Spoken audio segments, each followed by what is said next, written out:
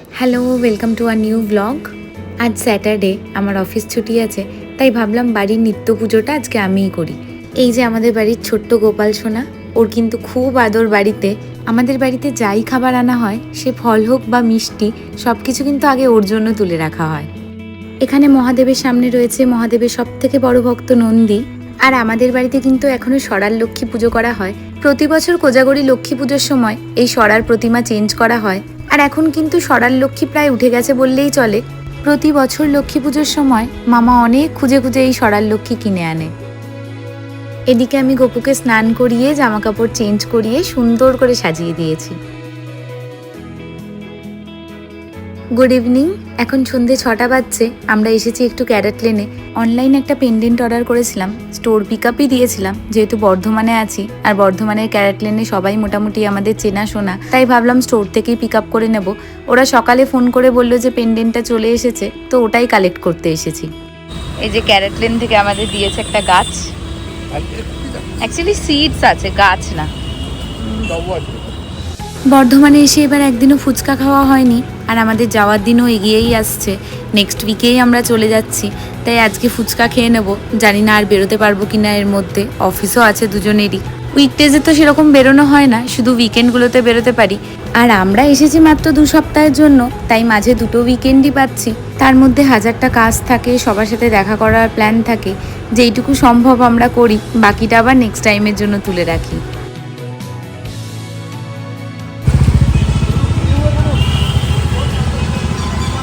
বাড়িতে গিয়ে তোমাদেরকে দেখাচ্ছি প্যান্টালুন্স থেকে কি কি নিলাম। এখন আগে মিষ্টি খাবো।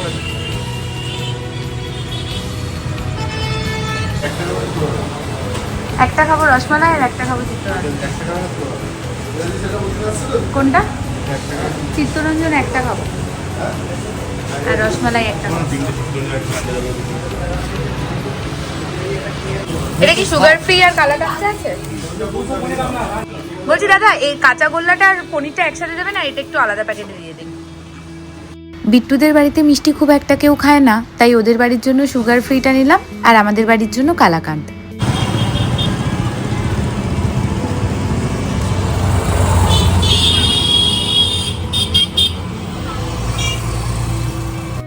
সাড়ে 9টা বাজছে, আমরা যাচ্ছি বিট্টুদের বাড়িতে। বুনিরও পড়ি একেবারে ওখানেই চলে আসার কথা, আর ও ফোন করে বললো পৌঁছেও গেছে। আমি আর বুনি ওদের বাড়িতে একদম খাওয়া দাওয়া করে একসাথে বাড়ি চলে যাব।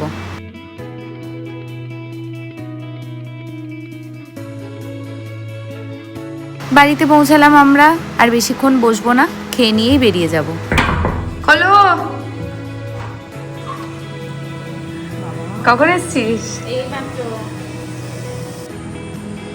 ভাত, কচুর শাক, ইলিশ মাছের মাথা দিয়ে আলু পোস্ত, দেশি মুরগির ঝোল, অনেকদিন পরে খাচ্ছি। চিকেনটা কেমন লাগছে? খুব সুন্দর। আর এটা আমার সব থেকে পছন্দের আইটেম, চিংড়ি মাছের মালাইকারি। বাড়ি যাচ্ছি আমরা, 11:45 বাজে। এই যে খেয়েছে, আবার সঙ্গে নিয়েও নিয়েছে। খেয়ে বেরোতে একটু লেটই হয়ে গেল। আমার আবার কাল সকালে কলকাতা যাওয়া, বাড়িতে গিয়েই ঘুমিয়ে পড়তে হবে। Good morning. আজকে আমি এসেছি কলকাতায় স্নেহা দিদিদের সাথে দেখা করব। যখনই আমি বাড়ি আসি, এটা একটা ম্যান্ডেটরি রিচুয়াল, প্রতিবারই কলকাতায় এসে একবার করে ওদের সাথে দেখা করি। এবারে তো বেশি দিন থাকছি না, তাই মাত্র 2-3 ঘন্টার জন্য এসেছি। একসাথে লাঞ্চটা করব, সবাই দেখা করব, তারপর আমি আবার বর্ধমান ফিরে যাব। সৌরভ আর প্রমিত আসতে পারছে না, দুজনেরই শরীরটা খারাপ। সৌরভের সাথে তো আমার বর্ধমানে দেখা হয়ে গেছে, বাট প্রমিতের সাথে আর এবারটা দেখা হলো না। আমরা এসেছি ভূতের রাজা দিল বরের হাতিবাগানের ব্রাঞ্চটায়। আমি এর আগেও ভূতের রাজা দিল বরে খেয়েছি, তবে হাতিবাগানের ব্রাঞ্চটায় কখনো আসা হয়নি। এদের ইন্টেরিয়ারটা খুব সুন্দর, তবে একটু কনজেস্টেড। আর যেহেতু সানডের দুপুরবেলা, তাই ভিড় হয়েছে খুব বেশি।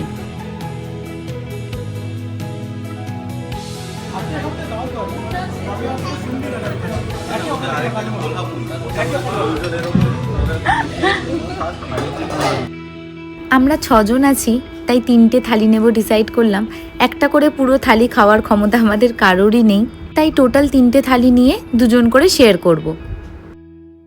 আমরা 2টো হীরক রাজার থালি নিয়েছি আর একটা গুপির থালি নেওয়া হয়েছে, আর তার সঙ্গে আমরা আলাদা করে পমফ্রেট মাছ আর চিকেন ডাক বাংলো নিয়েছি।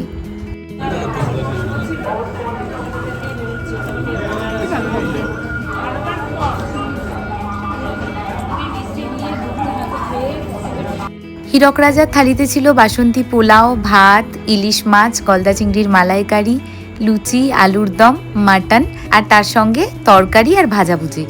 এদিকে ডেজার্টে ছিল দই, রসগোল্লা, চাটনি আর পায়েস।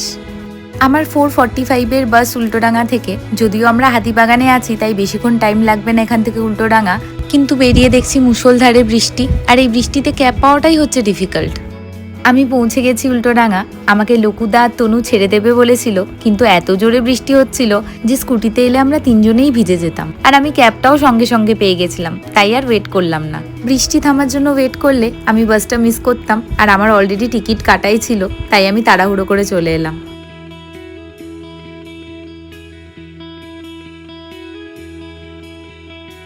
বাসে উঠেই আমি ঘুমিয়ে পড়েছি, আর একদম শক্তিগড়ে এসে ঘুম ভেঙেছে। বাসটা এখানে 15 মিনিটের জন্য দাঁড়িয়েছে। আমিও বাস থেকে আলু কাবলি দেখতে পেয়ে নেমে পড়েছি। খিদেও পেয়েছিল একটু, আর অনেক দিন আলু কাবলি খাওয়া হয়নি। ঝালমুড়িটা আমরা ব্যাঙ্গালোরেও পাই, তবে আলু কাবলিটা পাই না। 8টা বাজছে, আমি পৌঁছালাম বর্ধমান। চলো আজকের ব্লগটা এখানেই এন্ড করছি। ব্লগটা তোমাদের কেমন লাগলো আমাদের কমেন্ট করে জানাও। ভালো লাগলে একটা লাইক করে দিন।